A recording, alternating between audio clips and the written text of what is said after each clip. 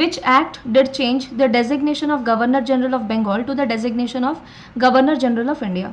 So initially Governor General of Bengal को Governor General of India को act रे बना जाए.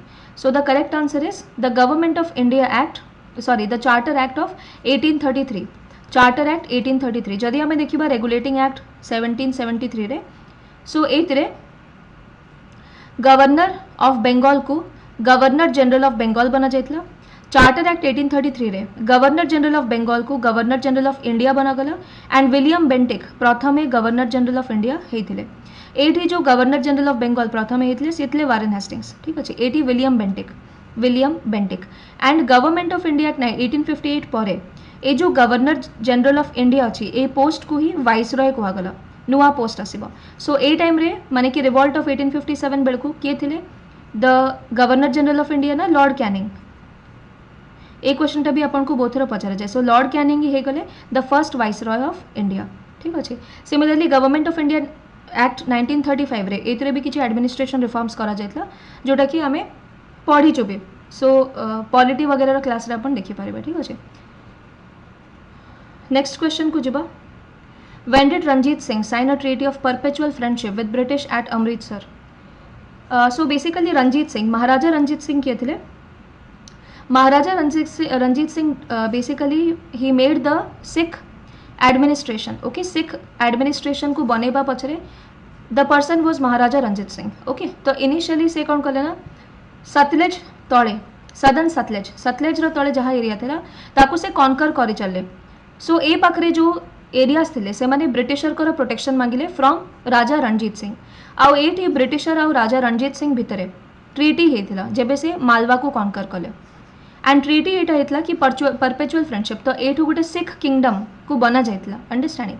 आउ ई सिख किंगडम टा 1849 पर्यंत एमिति ही रहिला अनलेस तापरे फिर ब्रिटिशर आउथरे ताको कॉन्क्वेस्ट करथिले. सो दिस इज बेसिकली 1809 हबो यार आंसर. नेक्स्ट क्वेश्चन हो जे consider the following events that occurred during India's freedom struggle. Chauri Chaura incident जोटा कि 1922 रही थी. मॉर्ली मिंटो रिफॉर्म्स 1909 रही थी. डांडी मार्च 1930 रही थी with the CDM civil disobedience movement. Montford reform यानी कि मॉन्टेक केम्सफोर्ड रिफॉर्म 1919 रही थी.